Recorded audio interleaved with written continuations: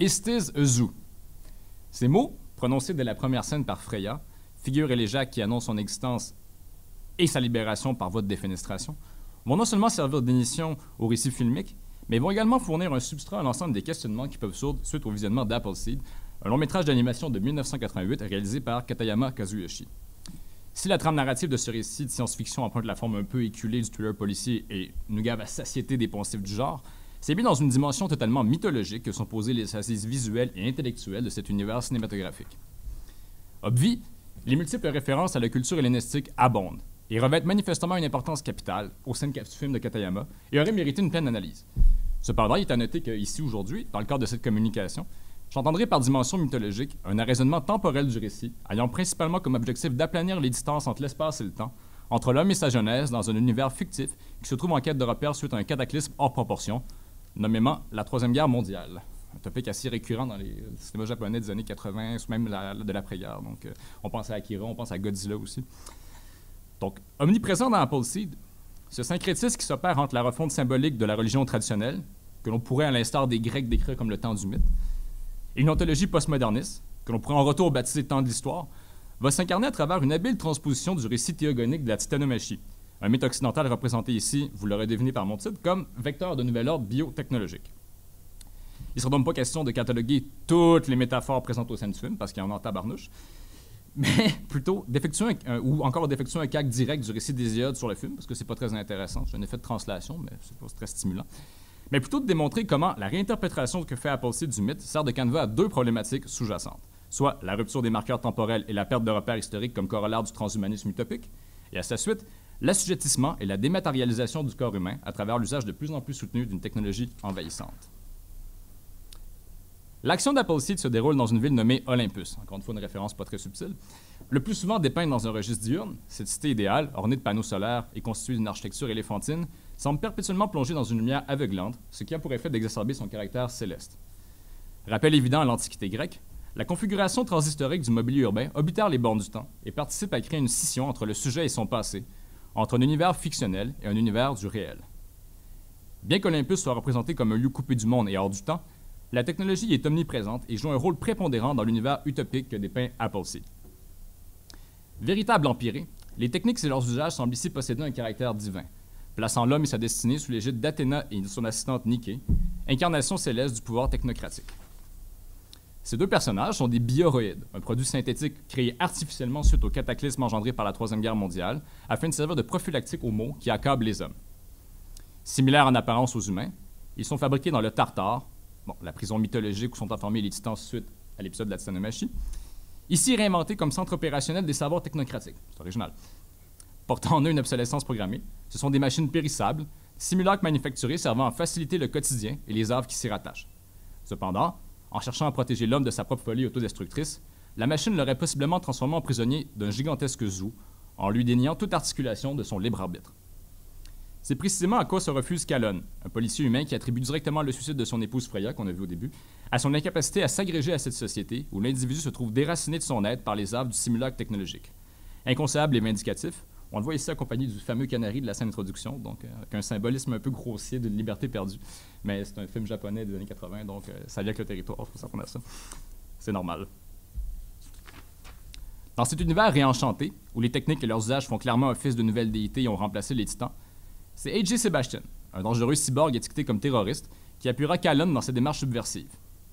À l'instar de Prométhée, celui-ci souhaite redonner le feu aux hommes et les libérer des ténèbres du totalitarisme divin en mettant fin au despotisme des bioroïdes.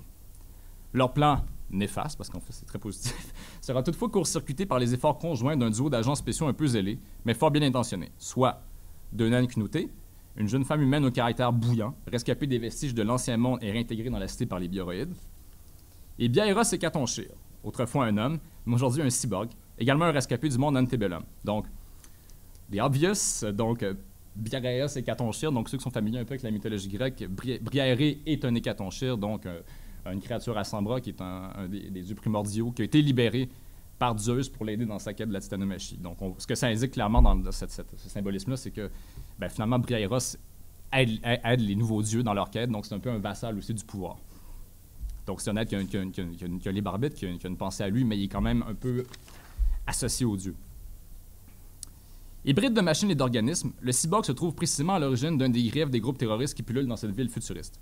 Sa présence ouvrant une ère de simulation où la substitution du vrai par le faux participe à une déréalisation totale du monde physique et à l'abattement des frontières de la réalité. La transmigration des âmes étant rendue possible grâce aux avancements de la technique, l'enveloppe charnelle est désormais reconfigurée grâce à des processus techniques qui rendent caduque l'ancienne ontologie d'un homme tout entier défini par son rapport corporel au monde.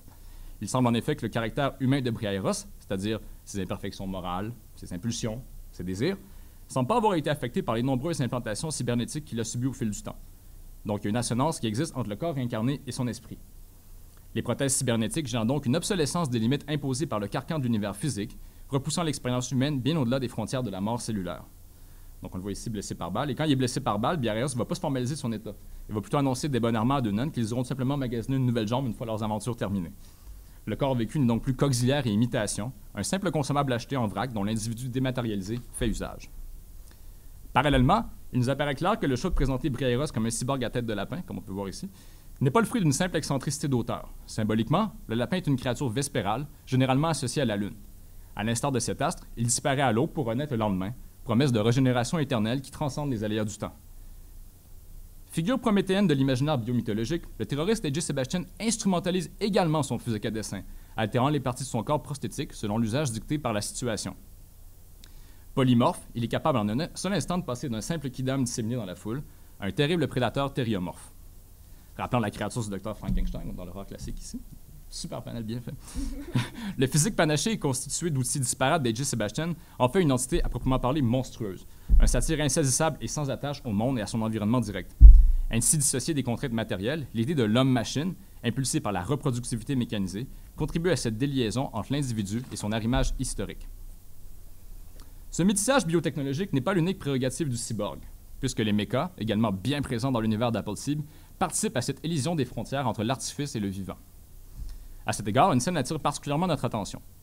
Alors qu'il tente de commettre un rapt, Calonne se trouve caparaçonné à l'intérieur de l'une de ses machines et est immédiatement attaqué par Deunan et Briareos. Son armure, décapitée et endommagée au niveau de l'abdomen, on peut voir ici, va révéler au grand jour le visage larvé de l'homme nouveau, une créature hybride ornée de prothèses technologiques connectée à son double matriciel par le biais d'un ombilic cybernétique. Noyé dans un nuage de fumée comme on l'a vu au début par un habile subterfuge, il va réussir à préserver le secret de sa duplicité, évident par le fait même d'être confronté à l'œil cyclopéen de Briareos, miroir de vérité lui reflétant sa propre altérité. Ainsi révélé dans sa nouvelle hybridité corporelle, Calonne aurait alors peut-être pu comprendre que ce qu'il concevait à tort comme étant la simple adéquation fonctionnelle de deux composantes distinctes, soit l'homme et la machine, avait déjà fusionné depuis longtemps. Paradoxalement, c'est englouti par cette alcôve mécanisée, dissocié du monde physique que Calon, parangon de la résistance humaine face à la désincarnation corporelle, achèvera tragiquement sa mission. Véritable avortement d'un homme en gestation, la mort viendra le délivrer des serres intrusives du simulacre technocratique. Cependant, tel que nous l'indique une scène précédente, cette armure tombeau, bien que similaire en apparence aux autres mechas qu'on a pu voir jusqu'à maintenant, va se démarquer des autres en ce qu'elle a été illégalement altérée afin d'en amplifier certaines capacités, tout en préservant son aspect anthropomorphique. Servant la continuité logique du récit, cette transgression volontaire du protocole imposé nous indique assez clairement que Calonne réaffirme son droit à l'idiosyncrasie en combattant la normativité sérielle propre au mimétisme technologique. Cette ultime articulation du libre arbitre humain complète alors le cycle entamé par l'autolyse de son épouse. Évoqué dans la scène élégiaque du cimetière qu'on a vu plus tôt, les interrogations concernant la mort d'Effraya peuvent très bien être appliquées au décès de son mari. Geste désespéré d'un infortuné ou assassinat d'un organe rejeté par le corps social. Mais revenons à Deunan, le personnage principal que j'ai à peine mentionné jusqu'à maintenant, pas qu'il n'est pas intéressant. Bien qu'elle nous soit présentée comme une agente fiable et compétente tout au long du film, il apparaît qu'elle aurait également enfreint les règles protocolaires afin de faire modifier son méca. Cependant, il est intéressant dans son cas d'observer que la première occurrence de notre visuel de notre héroïne se fera par le... J'avais inversé les PowerPoint, je suis désolé. Se fera par le biais d'un gros plan sur son visage. Un plan qui suggère emphatiquement une fortitude humaine, imperméable à l'interpénétration du corps et de la machine. Un plan d'ensemble subséquent va venir conforter cette impression de désengagement, alors que Deunan, extrêmement décontracté, nous est présenté accompagné de Briareos dans l'abdomen ouvert de son méca, ingurgitant burgers et boissons. La nourriture, signe d'un rapport circulaire à l'environnement extérieur chez Deunan, est présente à plus d'une reprise. Elle semble venir la consolider dans sa construction unitaire, dans son monde social. Bien que sa fonction sociale se fasse d'elle une vassale des dieux, elle n'en demeure pas moins la seule figure qui semble véritablement préserver son humanité au fil du récit. La servitude, présentée comme la forme la plus avilissante des conditions par les terroristes, serait-elle nécessaire à l'épanouissement du genre humain? Véritable clé de voûte au récit d'Appleseed, des éléments de réponse à cette question se trouvent peut-être dans la scène finale du film, alors que le canari, qui s'était préalablement extirpé de sa cage au moment du suicide de Freya, semble y être volontairement retourné. Chargé symboliquement, cette scène laisse planer une certaine ambiguïté sur la manière dont ce volatile est revenu au bercail. Néanmoins, le message vous apparaît quand même clair. Dissocié de sa subjectivité physique par l'interpénétration d'une technologie envahissante, l'homme peut très bien choisir de s'auto-assujettir. Mais il est possible que les limites entre la liberté et l'enfermement soient devenues tellement minces qu'il n'arrive plus à distinguer ses propres fers. Tel que démontré par l'exemple de Calonne, les velléités insurrectionnelles apparaissent vaines tant la contamination technologique semble profonde, l'humain s'étant peut-être déjà transformé insidieusement en un post-humain, une créature technologique dont l'âme désincarnée flotte dans les limbes du réseau de communication globale de la cité. En guise d'épilogue, je terminerai ma présentation sur cette citation de Freud tirée de Malaise dans la civilisation qui, je crois, va donner un petit baume à la fin. L'homme s'était fait depuis longtemps un idéal de la toute-puissance et de l'omniscience, et il l'incarnait en ses dieux. Maintenant qu'il s'est considérablement rapproché de cet idéal, il est devenu lui-même presque un dieu. Mais seulement en vérité, à la manière dont les humains savent en général atteindre à leur type de perfection, c'est-à-dire incomplètement. Sur certains points, pas du tout, sur d'autres, à moitié. L'homme est devenu, pour ainsi dire, une sorte de dieu prophétique, dieu certes admirable s'il revêt ses organes auxiliaires, mais ceux-ci n'ont pas poussé avec lui et lui donnent souvent bien du mal. Merci.